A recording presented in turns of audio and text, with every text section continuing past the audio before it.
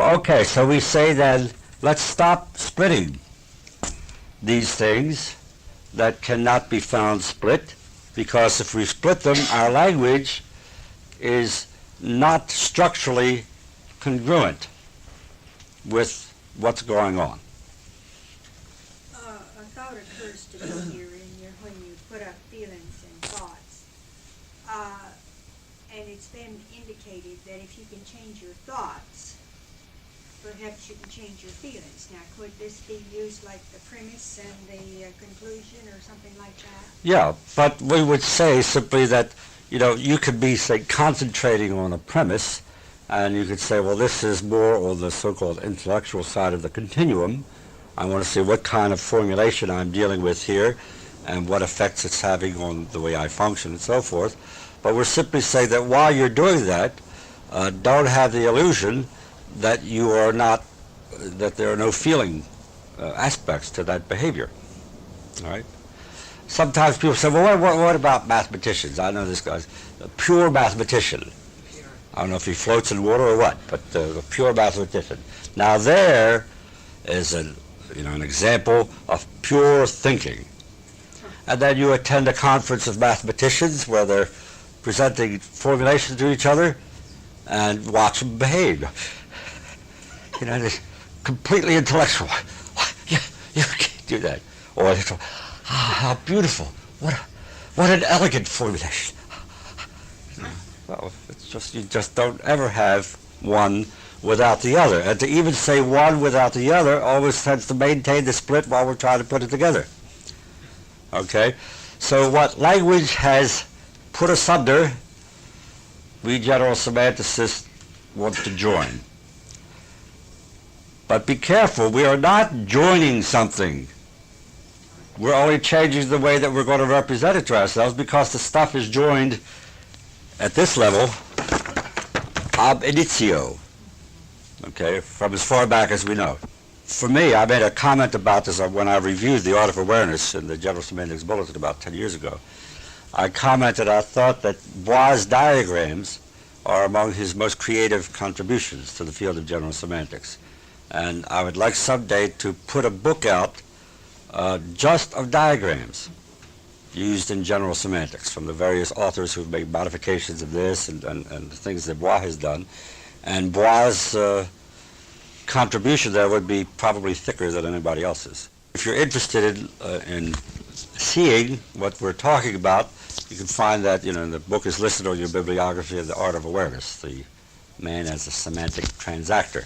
Well, that would be a nice lead-in to a very important formulation which is, as formulated, non-elementalistic. People will sometimes pay lip service to the non-split character of what they're discussing, and they said, however, for convenience or for analysis, we're going to talk about it this way anyway, and then within a few paragraphs, you say, guess what? It's not only a matter of convenience. It seems to be coming through now as a genuine split, because very often the arguments are structured in such a way that these things are being opposed to each other, and it seems clear that the author has just fallen right back into accepting the split.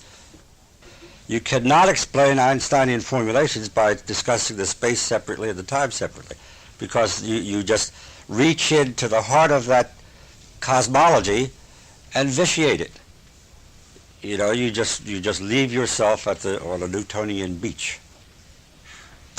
Let me proceed with the semantic reaction, but first I want to do one more example of a famous elementalistic split and show as a practical issue the effect that it had on an otherwise very useful book.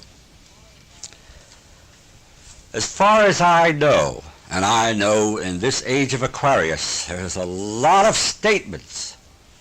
As far as I'm concerned, not much data, but a lot of statements about so-called out-of-mind experiences, or out-of-body experiences, out-of-body experience, that's the kind that I have. But out-of-body experiences and astral projecting and so forth. And I just want you to entertain the notion that formulating in that way may well be related to this habitual split that seems to exist in Well, in very, very many languages, and not just in the Indo-European.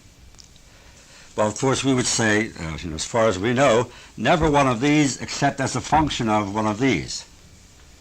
If we find one of these that doesn't seem to have one of these, you see what I'm doing? We are, the language tends to have its way. The structure of the language forces us to keep doing this even while we're talking to try to stop doing it. So be aware of that terrific undertow effect of the traditional structure of the language that we try to use. Whether or not there's a structural fit between what I perceive and something outside myself, that, of course, is always the question. It's at the heart of general semantics, scientific method. Always humans have trying to find out stuff.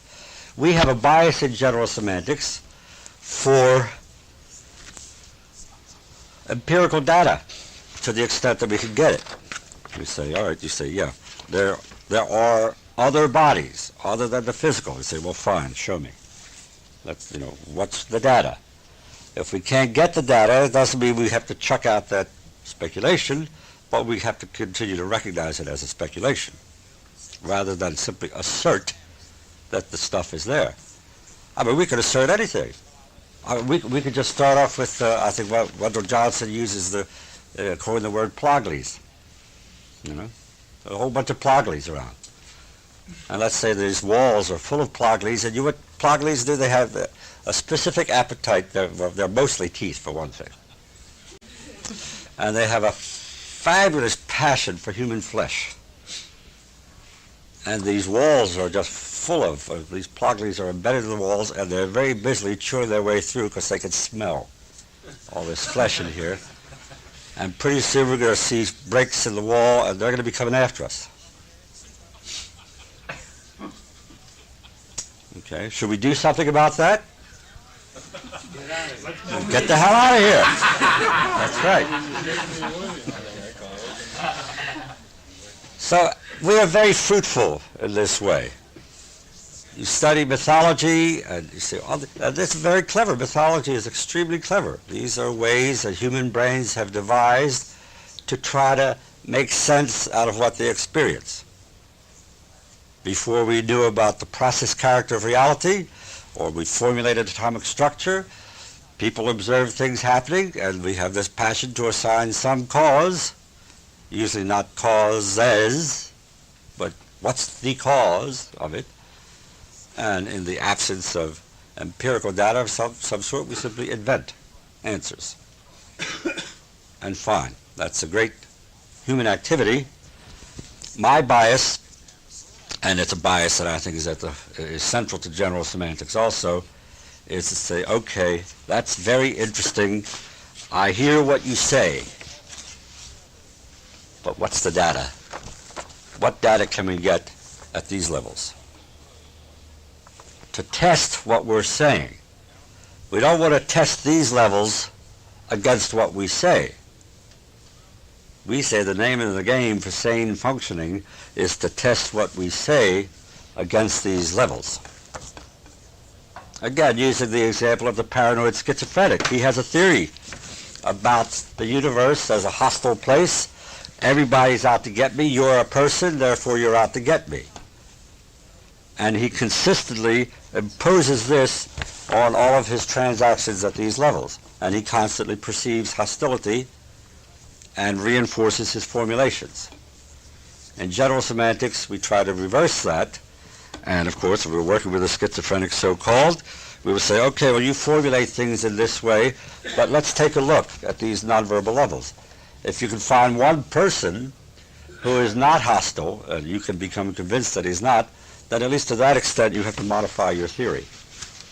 I just want to, we're concentrating on the mechanisms. As I said, you don't have to believe anything that I say, and it's certainly not necessary for this process to be considered successful for us all to agree on every point and say, okay, because I'm interested in general semantics, I'm supposed to think this about this subject. That's nonsense. We simply want to become conscious of our evaluating behavior and become conscious of abstracting. Well, there was a book called, what? The subtitle is Insights for the Age of Aquarius. What's the first part of that title? Yeah, Genus Sermonara. Okay? I think that's the way it's spelled. What's the first part of it? Isn't that the subtitle? Yeah, I know that, but I mean, That's the title. yeah, is that the full title? All right, Insights for the Age of Aquarius. And what Dr. Sermonara claimed to do was to, well, in effect, wed general semantics with parapsychology and quite a few other disciplines of that sort. Okay. She was at a seminar that I gave in New York about a year ago in March, and the seminar was a special one devoted to applying general semantics to general semantics. And what we did is we had various texts which I had selected, popular books in the field, and including Science and Sanity, and we examined various passages of the book to see if we felt that these were formulations that made any sense, or if there were weaknesses, or just what. And one of the books we used was hers, and she happened to be at the seminar, which was, I think, a very interesting experience for her. Now, in that book, she consistently opts for that split. That split practically energizes the whole book. Without that split, she could not have written that particular book. Now, the valuable aspects of this book, she's very good. There's a lot of good comparative religion material in there, which is quite sound, it seems to me, and very, very useful. But when she gets to her original formulations, in which she's, showing how general semantics is congruent with a lot of the Age of Aquarius kinds of disciplines, she very clearly plunks down in favor of this split. The term elementalism is not indexed. Various general semantics formulations are, and they are used. But the term elementalism, non-elementalism, is not indexed. It's a formulation that she did not choose to use. And I just want to point out, you do whatever you want with Dr. Sermonara's book, but I just want to point out this very close connection between the structure of the language that we use and what comes out as accepted data. If we insist that this is a split which cannot be found, at least for which we feel there is not strong empirical data, now distinguish this from anecdotage. There are many anecdotes, many statements. I think I've had quite a few experiences that if I were in a different discipline or had a different worldview, that I might express in terms of parapsychology and so forth and so on. My bias is toward neurobiology, and I simply conclude that when I have experiences that are similar to what I see described in that kind of literature, I simply allocate those experiences as functions of my neurological operations. To me, out-of-the-body experiences are functions of the nervous system. And the fact that those experiences may be very intense cannot serve as so-called empirical data to prove the experience. I experience what I experience. The question remains, the experience is here, represented by the circle.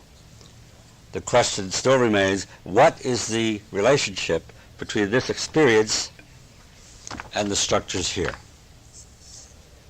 Okay? Non-identity of levels of abstracting. This is not this. Whatever I say is not this or this. Inferences are not descriptions. Higher order abstractings should not be confused with lower orders, and so forth and so on. All right. So we have to pick and choose. General semantics is a very rational discipline in the sense that it's made up of verbal formulations that are closely related to each other, that define each other, and is designed to try to generate very conscious evaluating. And a connection here, if we put the hyphen in, if we rejoin these, what has been mistakenly split, we say, all I want to stress now is that the results are going to be markedly different than if we maintain that split. The reason, or a reason, see how Aristotelian I am, really, deep down inside. Terrifically Aristotelian person. I didn't do 4 years of scholastic philosophy for nothing. It probably has disqualified me for certain kinds of behavior for the rest of my life. A reason for the formulation of semantic reaction, which is another one of Krzyzewski's original contributions to the formulations about human thinking and language and behavior and so forth, is the semantic reaction. And it derives from the non-elementalism formulation. It is intended very consciously as a non-elementalistic formulation. By definition, we say the semantic reaction constitutes the total response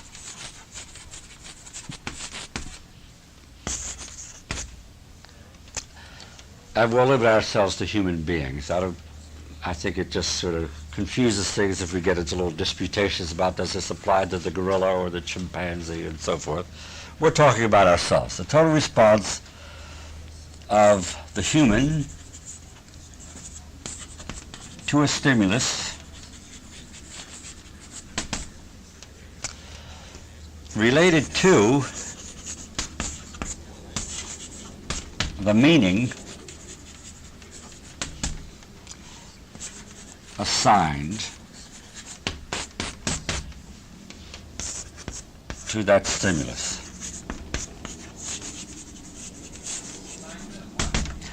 Assigned to that stimulus. Okay? And we say the total response, we're saying total, stressing that because we mean including so-called intellectual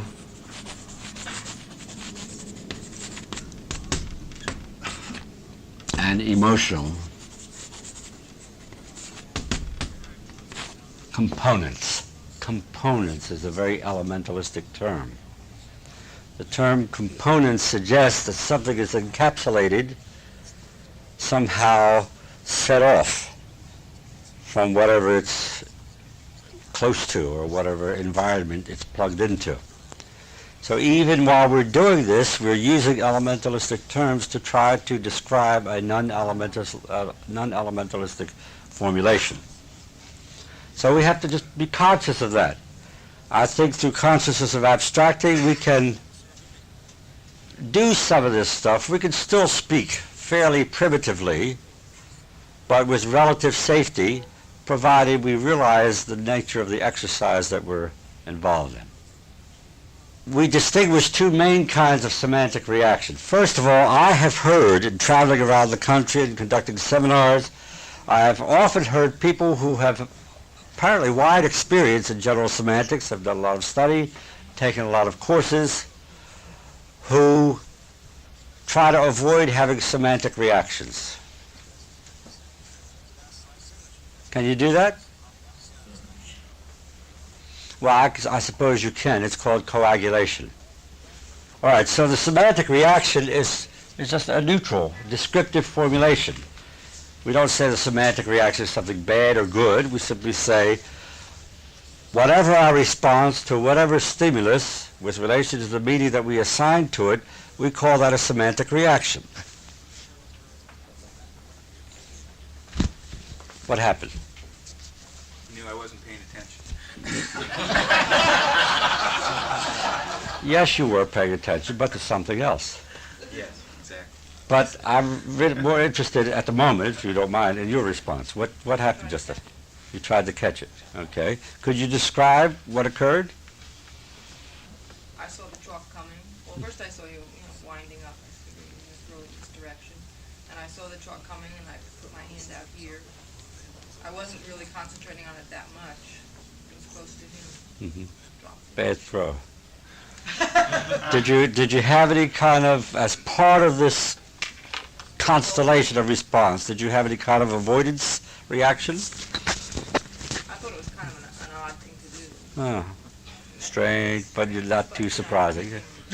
I thought you would think that, yeah. Okay. Did you feel at all threatened by that? Me? Yeah. No. No. Do you have any idea why not? I play soccer, the ball's a little bit bigger. That's one thing. Suppose we had done this on the street and you had never seen me before. Threw the chalk at me? Yeah. Suppose that I just came up to you on the street.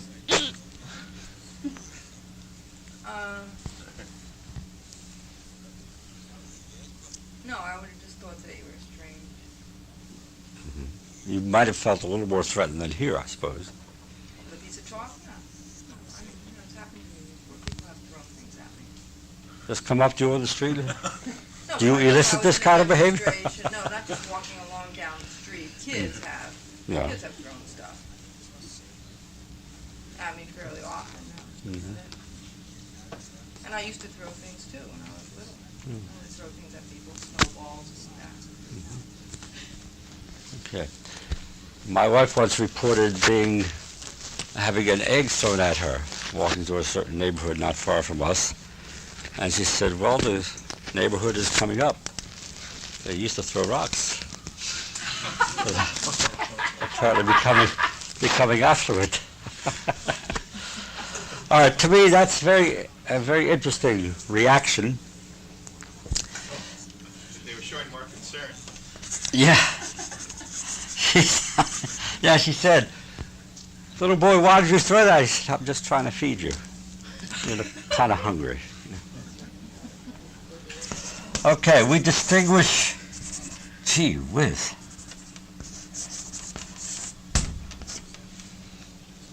I think I'm starting to suffer from aphasia. We distinguish two main kinds of semantic reaction, the signal reaction or signal response and the symbol reaction. We formulate the symbol reaction as characteristically human, delayed, and conditional.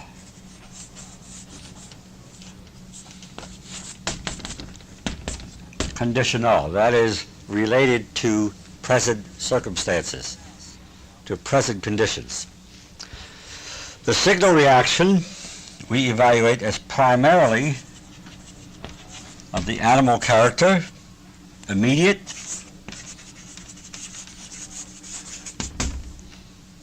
and conditioned.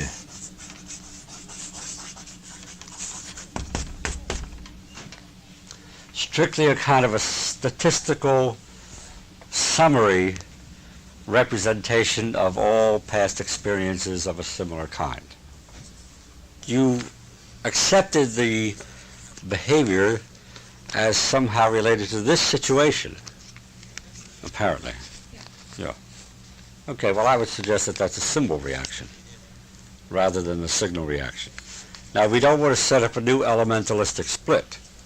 We have suggested semantic reaction as the total response, intellectual feeling and so forth, to a stimulus associated with the meaning that you assigned to it. Well, obviously you assigned a meaning that was related to this context. Like this is some kind of demonstration, perhaps. And I'm not really having a piece of chalk thrown at me in a hostile sort of way, but this is somehow, maybe I don't know how just right now, but somehow part of this process. Yes?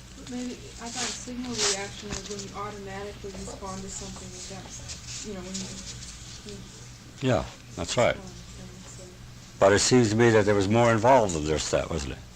Now there are signal aspects, the reflex to just reach out or to go like that.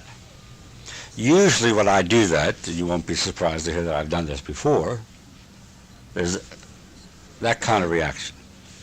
Okay? So that in itself has a kind of a signal character. It's part of a conditioned response. It's a reflex action and very important.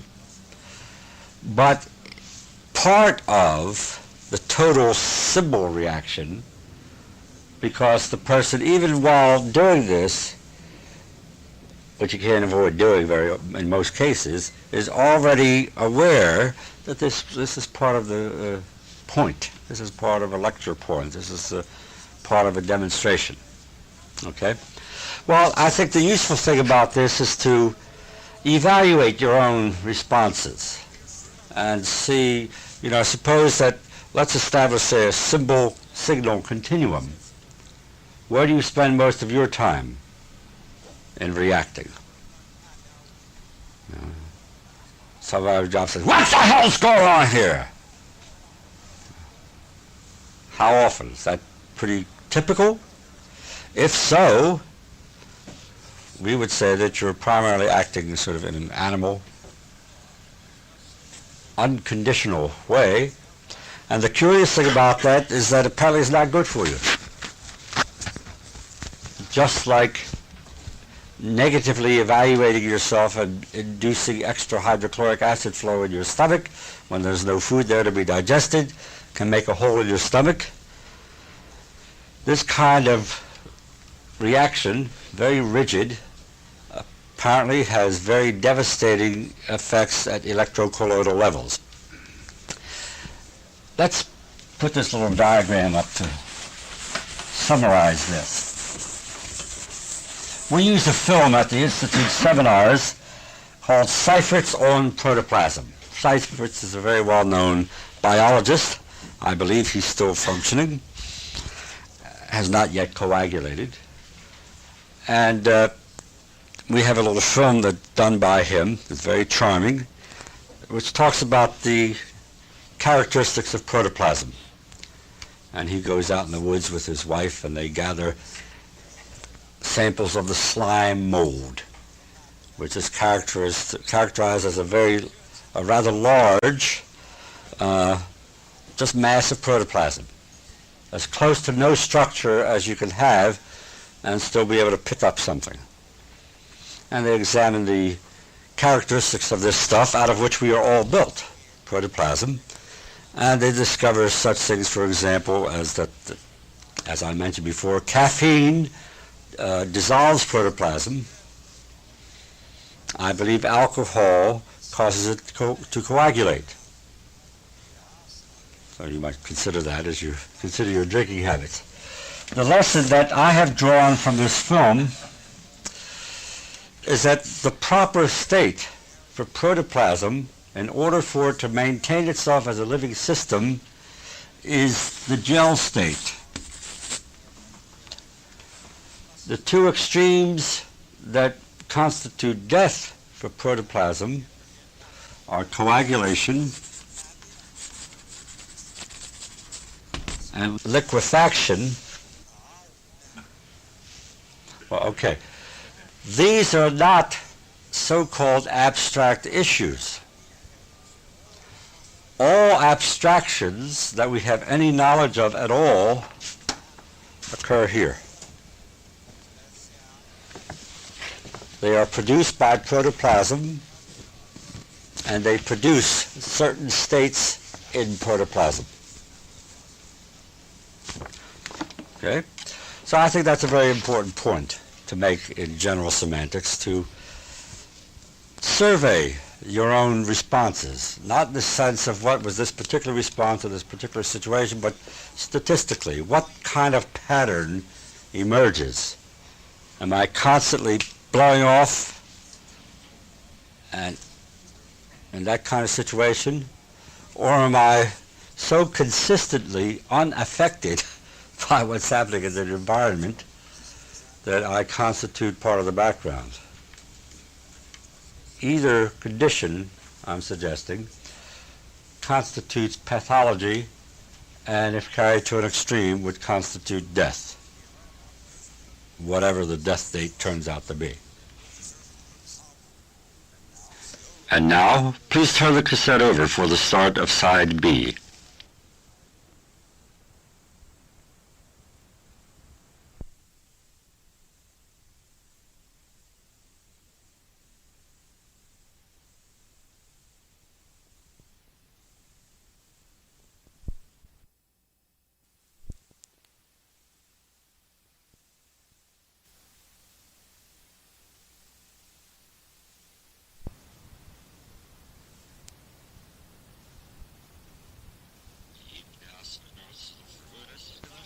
Josiah Royce was the philosopher who first formulated the notion of the self-reflexive map, and he observed primarily that the process of making maps of maps can be continued indefinitely. You can always map a previous mapping.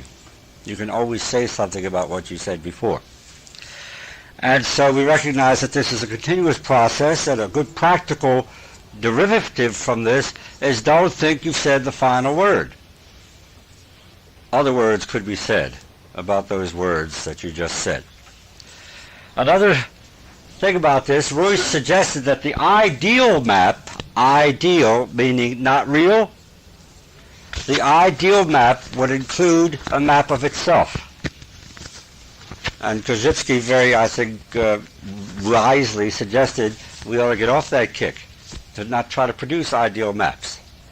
But at the same time, through consciousness of abstracting or consciousness of map making, we can recognize that although I cannot make a map which includes my map, that indeed in a functional, operational way, any map I make includes me as the map maker. And Bois, Sam Bois spelled this out, I think, in a very simple, clear way. Any map may be seen as a map of the map maker making his map. All of his assumptions that were related to that map-making process, his skills as a formulator, are all part of what's talked about. Any brain can be seen as a modeler. The brain is a modeling system, a map-making system. But in the process of mapping anything that I presume to be outside, I am inevitably at the same time mapping myself. In a very strict sense, the brain can only talk about its own content. I've been doing it for 2.5 days with relation to you, and you've been doing it with relation to me and each other. We can only map ourselves self-reflexively. Very important formulation. Now this notion of a map, or being able to make a map of a previous map indefinitely, I've indicated in this sequence here. If we consider what's represented by the parabola, the process universe, everything that's going on, as kind of the ultimate territory, territory sub-zero, a related map to that, which I put together in my head, would be map sub-zero. This is the primary map that I can make. The initial mapping of my interaction with the process universe, with all the stuff that I managed to get somehow and transduce, and also recognizing that however good my mapping is, I leave out a terrific amount. Right now, everyone here is mapping his and her current experience, and you're leaving out a lot more than you can possibly include. If I decide, now of course once I make a map though, this map can become a territory in its own right and can be the subject of subsequent mapping. So if I now call map sub-zero as a territory, territory sub-1, and I map that, map sub-1 relates to territory sub-1, a previous mapping. Do I map non-verbally? Is this a map of what I'm getting from here? Sure. Okay. So we're never free of map making. In fact, that's the name of the game, isn't it? And so we go on and on. Each map becoming a territory for a subsequent map which is at a higher order of abstracting than the territory to which it is related. Now there's a great value to adapting the mathematical notion of function to our daily living. You can realize that, for example, your alertness in the morning may be a function of whether or not you've had coffee. Your disappointment in any situation has got to be a function of your expectations. No disappointments in a vacuum. Anytime that you experience disappointment, if you have any wish to understand how come, you must look back at your expectations. By the extensional orientation, we formulate a way of dealing with things where the preference, the bias is toward observation, as opposed to just verbal definitions. It doesn't mean that we limit ourselves to silence or to pointing in an idiotic way, in a way that would prevent us from being time binders, but it does mean that while we retain the capacity to formulate, to speak, to organize things in a logical way, to use standard grammar in writing, for example, in speaking, while we maintain that ability, we recognize that whatever we may say, its value can, in the final analysis, be only determined by relating what we say to the nonverbal world, to what we can observe. So we keep checking what we say against what we can observe, recognizing, of course, that that, too, is not a foolproof system. Non-identity. F, okay, the map is not the territory. All we read, it's a very simple formulation, central, maybe the most important one in general semantics. To identify is to confuse orders of abstracting. If I identify my inferences with descriptions, I'm confusing orders of abstracting. If I identify my silent level experiences, my feelings of astral projection, with what is going on in the parabola, I'm confusing orders of abstracting. Neuro-linguistic feedback. Oh, okay. What I say affects what I see. And what somebody else says may affect what I see.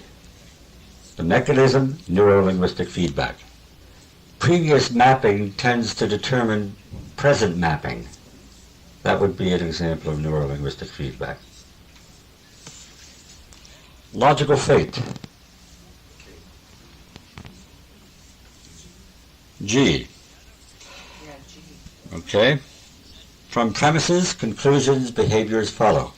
Now, I like that K answer I heard someone say, you can't unboil an egg, except that makes the logical fate sound too unrelieved. No, that's right, too fatey. In fact, we were making the point that if we become conscious of logical fate, we can, to some extent, overcome its imposition on us. If we didn't subscribe to that, I don't believe we'd be here at this seminar. By being here, we are making a statement. I think it is possible for people to examine their premises, to become conscious of abstracting, enter consciously into their subsequent abstracting, and make differences therefrom. Anybody know what H stands for, like context? Happiness. Happiness is. Okay, so what follows from that? Bruce? P? Let's see what P. Okay, U I think would be a better fit. If you, oh no, you, yes, yeah, minimum expectations. That completes the formula. That's the so-called Korzybski happiness formula. Happiness equals minimum expectations.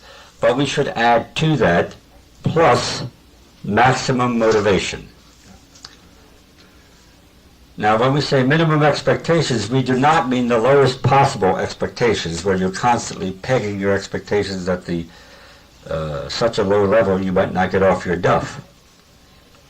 But expectations that are within some kind of realistic framework. Who's the poet? Browning said, "A man's reach should exceed his grasp."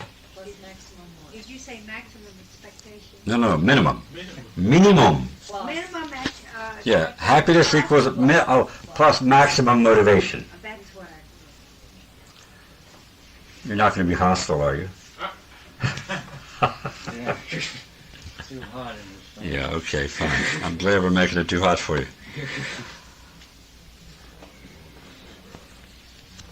Etc. W. Okay? The map is not all of the territory. The big three. The map is not the territory. The map is not all the territory. You can never say all about anything. And the maps are self-reflexive. We can't escape the implications of our own mapping behavior.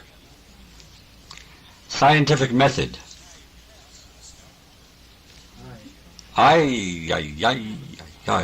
Yeah. That's a nice hypothesis. Let's check it. Notice how scientific method, as here presented, matches very nicely with the extensional orientation. In both cases, we're not talking about being struck dumb, but we're talking about evaluating our speech against what we can observe non-verbally. We tend, as human beings, most generally to do the opposite. We formulate, and then we try to impose our formulations on the nonverbal environment. If we don't see a fit, we have one. Irreversible processes. Yeah, K. We should say you can't 1979 unboil an egg.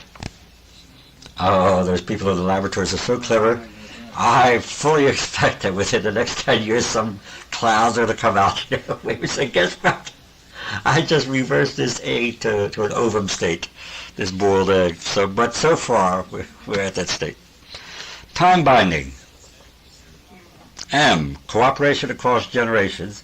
But let's enrich that and also realize that time binding refers to intra-generational cooperation. Intra, within the generations. You and I don't have to wait until one of us dies to cooperate. We are involved in a time-binding process right now. We can control time to some extent to promote our own ends.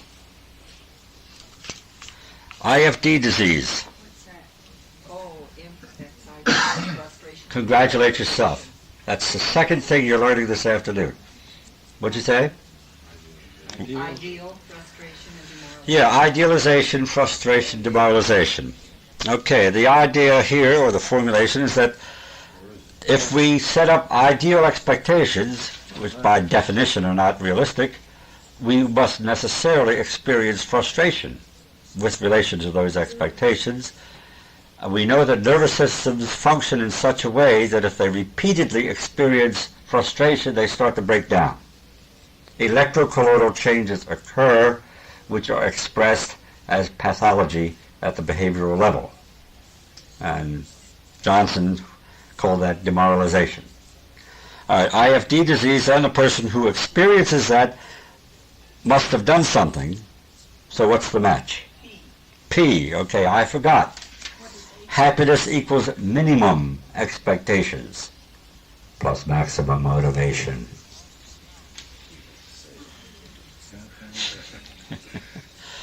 Yeah, I would stress again that notion of maximum motivation. I mean, really, you got to work at it.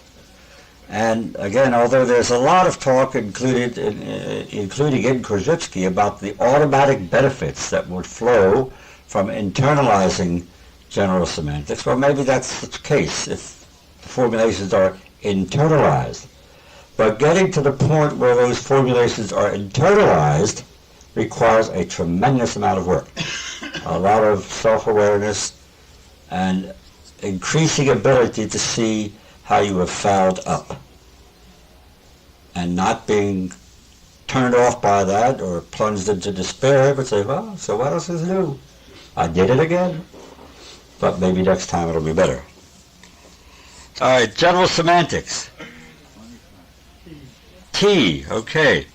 Modern, open, applied epistemology. A succinct definition of general semantics, totally opaque to those who have not studied general semantics. When I first started working in this field, I used to very glibly give very short, snappy definitions of general semantics. And then I finally became aware enough to notice the glazed look on people's faces, their eyes. So I don't do it anymore. I said, would you like to take a course? Indexing. Okay, big C. Politician 1 is not politician 2. Increasingly today, this is an important formulation. So easy just to say, oh, these politicians. I've given up on politics. That's a very political statement. Dating. A, big A. I evaluate myself as a process. Bob Pula, October, what's today? 7th, 1979. It's not Bob Pula, October 8th, 1979. 7th, 1979, on and on and on. You might try an interesting exercise with that. Date yourself back to the moment where the sperm and the ovum met and started growing into you. To you, to you, to you, to you, to you. Striking thing to do. Hyphen. B, okay. I can only talk about the observed continuum as it applies to me. That's all I can speak about. I can say words that say, oh no, I'm withdrawing myself from this context and I'm standing aside. I'm being completely objective. That's a form of whoredom, and I abhor it. Quotes. Big D, that's all that's left. Watch it, the word's loaded. The question was, what's the difference between general semantics and semantics? So very quickly we can go through. Sometimes I do this at the beginning, but decided that time was too short to go into this in this particular context, but we can go through very quickly. 4 ways to examine language. We can look for word-to-word relations. There are many other ways, of course, but this is 4 that relate to what we're into. And we call that examination of word-to-word relationships grammar. Grammar, what big clause you have. Oh, the better to be independent, my dear. The basic unit of analysis for the grammarian is the sentence. And please note that the grammarian is in no position to evaluate statements as true or false. He can only evaluate them as structurally sound from the point of view of the structure of the language. That is all. A very modest calling. Unfortunately, most of our English teachers are only grammarians, or at least many of them in my experience, I should say. A higher order, we examine sentence-to-sentence relationships. The basic unit there is the paragraph. You got to have at least 2 sentences to examine a relationship, so that constitutes a paragraph, and we call this logic, that kind of linguistic analysis. The third kind, semantics, and here we're concerned with examining the relationship of statements to something outside the statements, to something essentially nonverbal. There can be other statements, but sooner or later we want to reach the nonverbal level. And we evaluate statements. What? R-E-F-E-R-E-N-T, referent or referent, and simply means that to which the statement refers. Referring to what the REL? Relationships. Yeah, it's a little cheapo abbreviation. Statement to referent relationships. And here's where we, for the first time, start getting into whether or not statements are true, as we did with our exercise on Friday night. We determined whether a statement was true by seeing whether or not it fit with the data that had been presented. Okay? It goes with number 2. We can examine utterances for validity. That's number 2. Yeah, number 2. The logician is concerned with validity. He is not equipped to determine the truth value of any set of statements as a logician. If he wants to determine is the set of statements true as opposed to just being valid, that means they fit together. They make some sense as statements fitting together. But if he wants to find out if the statements are true, he must go at least to this level and look outside the statements and match up. Look for a structural match between the set of statements and something going on. There are 5,000 tables in this room. Therefore, since this is a room which could hold 10,000 tables, we have plenty of room. Well, if we're in a room that could hold 10,000 and we only have 5,000, it makes sense to say we have plenty of room. But then we make a semantic analysis of that utterance. We look around the room and say, get out of here. We only have, 10 or 12 or so tables in here, and it's a little bit crowded. So the statement, series of statements, although valid, in that they make sense with relation to each other, turn out to be not true. Isn't that what we find out in psychiatric hospitals all the time? The problem with patients in hospitals of that sort isn't that they can't reason properly. They do very well usually. They're in fact trapped by the power of their own logic. The problem is that they cannot examine their underlying assumptions. They will remain entrapped because they keep making valid conclusions drawn from their premises. It just happens that their premises are not true. All right. Is that your definition of semantics? Number 3. Yes, semantics is the discipline, primarily verbal and highly mathematized in formal semantics, that examines the relationship between statements and the things the statements refer to. General semantics is concerned with a much broader set of relationships, and that's why I'm personally very unhappy when I hear people who are in general semantics or study general semantics refer to themselves as semanticists. Yeah. I personally am not a semanticist in this sense. I consider myself a person working in the field of general semantics, which is not just a generalized semantics. It's an unfortunate term, which we can't go into now, that Krzyzewski used for various historical reasons, but we must learn to think of it as simply a separate term, a technical term, which labels the discipline that we're working in. And we're concerned with the relationships between language, what we call thinking, reality, structures as primarily derived from the natural sciences, and we should add one more to this, behavior. Can we understand what we're doing in terms of this set of relationships? So we can say that in general semantics we're concerned with the relationships between symbol systems and nervous systems as expressed in behavior. All right? And that is a big order. And that's why we've been able in just 2.5 days to say all there is to say. The semantics isn't that I always thought of it as an analysis of words or meaning. Well, stop doing that. Okay. Etymology, philology, fine. Good linguistic disciplines. Semantics is the first discipline where we start to examine language by getting out of it, at least somewhat. But it doesn't get out of the language circle nearly as much as we try to do in general semantics. And that's one reason why we were sitting on the lawn holding hands and looking at each other's eyes yesterday. Because we realized that just making the verbal formulations is necessary but not sufficient. Final word?